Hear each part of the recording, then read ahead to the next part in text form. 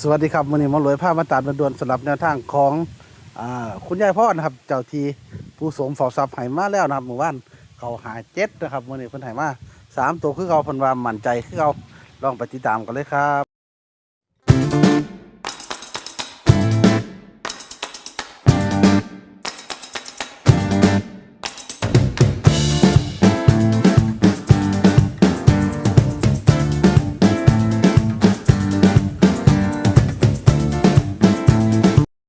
สวัสดีครับแม่พรสวัสดีค่ะหมอรวยช่วยได้ผ้ารวยจ้าไอ้ปอกผ้ารวยจ้านะครับโอ้มาแล้วเนาะเจ้าทีเนาะจ้ามื้อนี้กูก็สิปังอีกคือเก่าหั่นล่ะว่าซั่นว่าอ่า775เนาะว่าน้องเพิ่นให้597นะครับเลขออก75เจ็ดเนาะเฮ้ยเลขออก57บ่แม่นติ57หรือ7557อืมของอืมเพิ่นออก57เด้ออกของเพิ่นเต็มๆเลยเด้อ อืมก็ดีอะเนาะเขาของเพิ่นเนาะเอากลับมาเด้อเจ้าที่เอ้ยกลับมาไว้เด้อเมสซี่มื้อนี้ก็เพิ่นก็รอคอยอยู่ดอกคือเก่าอืมหั่นล่ะกูว่าซั่นว่าเด้อจ้าห่างหายมาโดนเมสซี่เพิ่นก็บ่ลงทุนนำนะแม่มันก็เข้าอยู่ดอกแต่ว่าจะเมสซี่เพิ่นขาลงทุนเออเอาปังๆกะเกินอืบ่ได้มว่าดอกปังๆก่อนให้มันแล้วก็มาครับให้มันเข้าจ้าเจ้าที่เฮาเนาะเจ้าที่ผู้สมทรัพย์เอาเริ่มมาเด้อพี่น้องน้าน้อยเพิ่นก็เริ่มเข้าแล้วเนาะ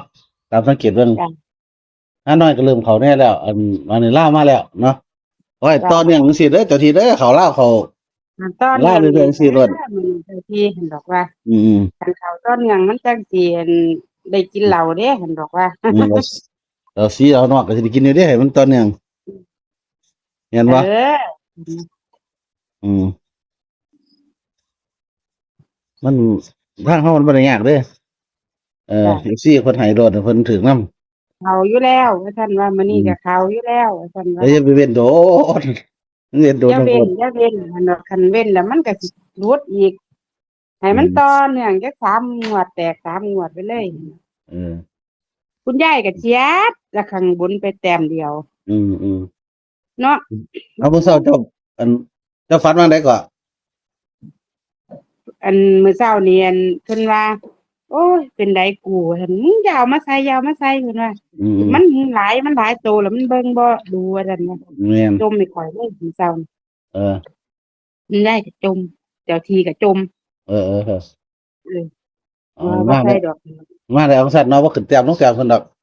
มันเป็นหลายจ้าบ่ขึ้นแต้มลงแต้มดอกทางมันเถาะมันสิหลายเพิ่นว่าอืมบัดนี้เพิ่นมื้อนี้เพิ่นก็ให้เพิ่นก็บอกมื้อเช้านี่ก็อืม458จ้ะอืเบิ้ลม554 5 8จ้ะเพิ่น55เนาะ จ้ะผลิตกะทิเราบ่หลายตัวนะเออจ้ะหรือเรามันก็สิมีของคุณยายก็บ่หลายเพิ่นบ่ให้ตัดหลายอืมเป็นเลข4ตัวอยู่แต่ว่าให้ตัดแค่4ตัวนะเออ8 48เพิ่นบอกเน้นตัวใดบ่เจ้าที่ฮะเพิ่นบอกเน้นตัวใดบ่เน้น85เพิ่นว่าเน้น85เด้อว่าซั่นอืมอืมเพิ่นบอก458เนาะจ้ะ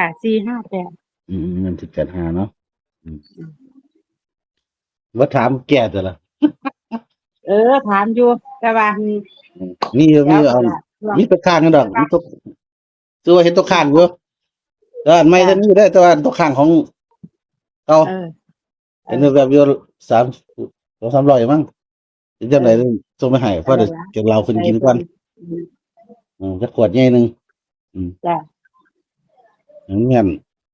ขวดนี้ยายตาลายอะไรเคียงตาลายเนาะบัดนี้กินขวดใหญ่แล้วเออกินเปียกมาโดนแล้วบ่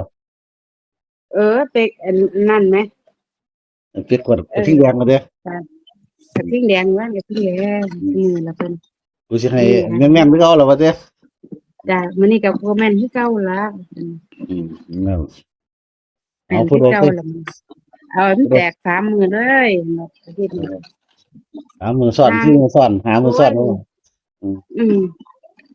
แตกไปโดนโอ้ยห้างไปโดนหลายคนก็แม่นบ่เบิ่งเด้อบ่เบิ่งถึงบ่ลงทุนนำพุ่นล่ะแม่พ่อน เขาเจ้าก็บ่กล้าลงทุนนำเด้ มันก็หลายพอเขาจะตามเอามันก็ตาม4 5 6งวดแล้วมันก็มันก็หมดแล้ เบิ ว ด เด้ ทุนเนาะก็เบิดทุนเด้ แม่นผู้ใดสิมานำคักกระโดดแต่มันบ่2-3อาทิตย์แม่นเดี๋ยวเพิ่นก็เริ่มเข้ามาเดี๋ยวเพิ่นเริ่มมาคือเก่าเด้อ FC ก็ลงทุนคือเก่าหั่นล่ะจ้ะบ่ได้ว่ากันดอกเขาก็บ่ได้ว่าโทษเพิ่นเด้แม่นเฮาก็คือกันเฮ้ยมันหลายงวดแล้วโอ้ยมันบ่กล้าลงทุนไปดอกมาหลายงวดแล้วจัดไปจังซี่แหละเนาะอืมว่ามันโดนก็ห่างแน่ก็พักไว้ซะก่อนไปจังเออซี่ล่ะครับแล้วก็ลงไปที่เขาก็ลงไปเรื่อยๆก่อนเขาก็ไอ้เขาบ่ลงไอ้เขาบ่ลงตอนเนี้ยมันก็บ่จักว่าช่วงใดมันขึ้นช่วงใดมันลงเนาะช่วงใดกำลังเข้ามันวะนะครับอืม จ้ะเขาก็สังเกตว่าเริ่มมาได้ฮานอยก็เริ่มมาแล้วเออจ้ะลาวก็เริ่มมาแล้วเนาะแต่เราเจะที่เพิ่นอื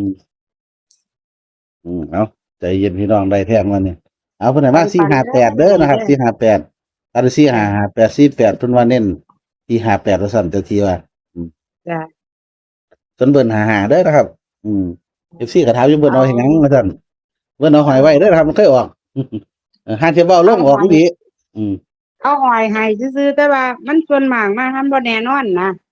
มันเคยออกที่เนาะไปเห็นมาก็คือฮะมันเคเพราะว่ายออกมันบ่ลคันว่าเนาะงก็ออกอีกทีแหม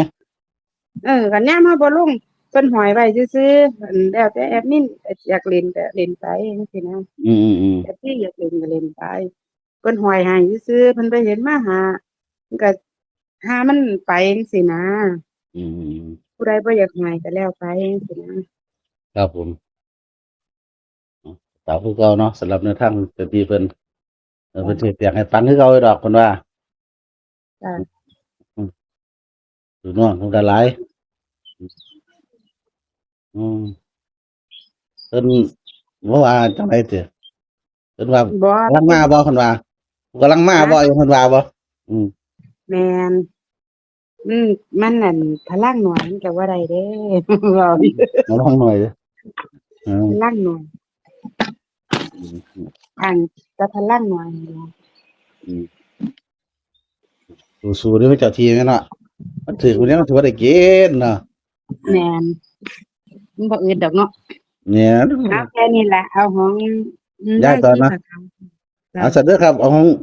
ยายชีพขาวต่อเด้อนะครับ458 4558 48เด้อนะครับให้โชคให้มานำเจ้าที่เพิ่น